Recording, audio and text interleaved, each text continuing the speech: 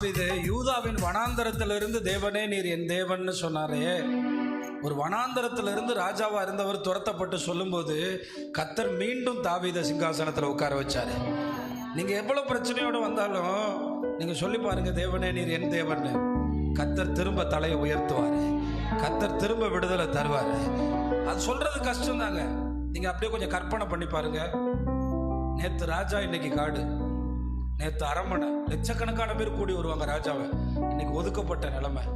ஆனால் எப்படி சொல்ல முடியும்? அதாங்க விசுவாசம், அதுதான் நம்பிக்கை, அதுதான் விசுவாசம். நீங்கள் சொல்லும் போது உரிமையாக சொல்லணும், எங்கள் தேவன் நீர். பட்டினியாக இருந்தாலும் சொல்லணும். ஆண்டவர் அப்படி போட மாட்டார். சாத்தான் வெக்கப்பட்டு போவான். அல்லேலூயா. நீங்கள் சொல்லுங்க. அடுத்து ஒரு பாடல் பாட போகிறோம், பயப்பட மாட்டேன் பயப்பட மாட்டேக்கு. டாக்டர்களும் எல்லாரும் சொல்கிறாங்க பயந்தாங்க இருக்கிறதுக்கே பிரச்சனை. ஏன் யோபுவே சொல்கிறார், நான் பயந்த காரியம் பயந்துட்டே இருந்திருப்பார் போல. இது வந்துருமோ அது வந்துருமோ அப்படி வந்துருமோ. அதனால சொல்கிறேன், கர்த்தரின் பட்சத்தில் இருக்கிறார். நான் மனுஷன் எனக்கு எதுவும் ஒன்றும் செய்யாது.